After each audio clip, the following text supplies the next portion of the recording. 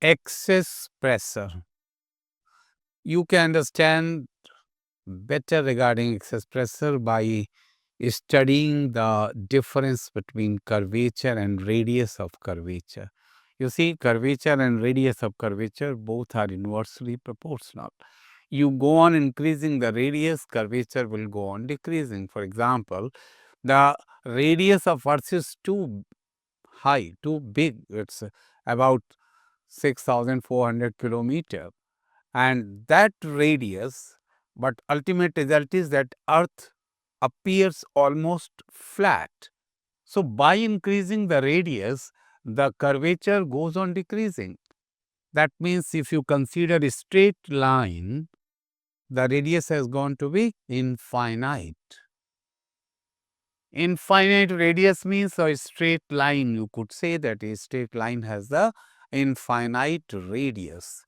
A scientist Laplace gave an idea that whenever a surface is curved, surfaces are curved because of surface tension. Mind, you are talking about liquid surface.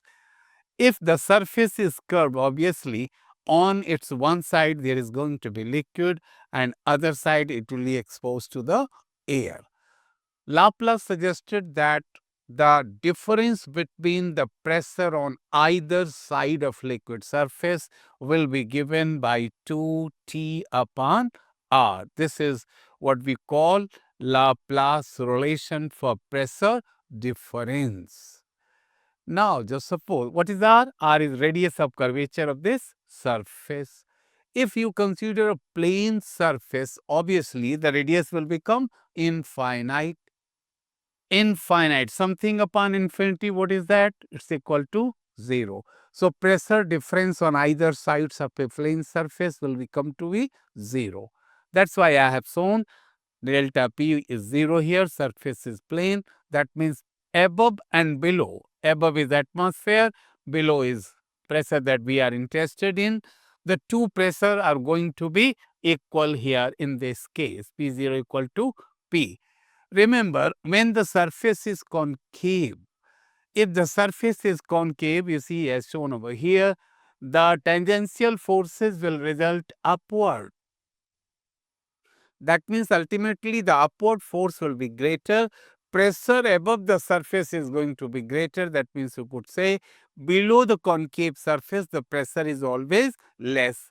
So, obviously, the pressure here below the concave surface will be less than atmospheric pressure. So, better to write here P less than P0. You see, similarly, if the surface is concave, I have shown over here, surface is concave as explained here, the pressure will be greater below the convex surface. So, if it is P and above atmosphere, P is going to be greater than P0. Now, just suppose that there is soap bubble. Soap bubble, as already you know, has two surfaces. Two surfaces will contribute to this pressure difference. This pressure difference is also known as excess pressure, because whenever there is difference, one side pressure would be greater. That side will say that there is excess pressure, and that's given by 2T by R. But here in the case of soap bubble, since there are two surfaces, we will multiply it by 2. So, that way the pressure difference is 4T by R. You could say pressure inside the bubble is greater than atmospheric pressure by the amount 40 by R. It's shown over here. Now, if the bubble is inside a liquid quite below at a depth, suppose h depth, this depth is h, then in that case 2T by R, 2T by R would be the pressure difference because of the surface tension, and HdZ is going to be the hydrostatic pressure. So, net pressure inside this bubble is going to be greater from atmospheric pressure by the amount 2T by R plus HdG. Then concave and convex surfaces, I told you. Now, you might ask me, what is the basic reason behind this? Why the convex or why the concave surface?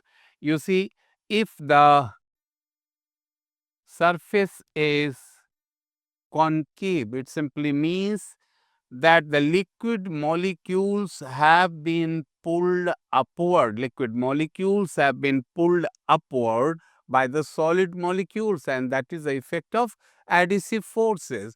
So, when the surface is concave, you could say adhesive forces are dominating cohesive forces. Cohesive, the force between liquid molecules itself. But the force between this wall, that is solid, that is glass, and the liquid molecules, that would be adhesive. Adhesive forces are dominating and this is pulling upward. That's why it has gone concave. Similarly, if surface is convex, it means the cohesive forces are dominating and this liquid goes down, this becomes convex.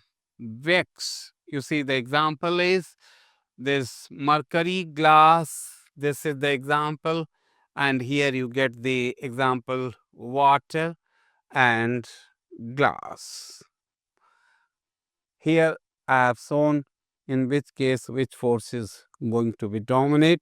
Remember, when concave, adhesive forces dominate. When convex, always cohesive forces will dominate.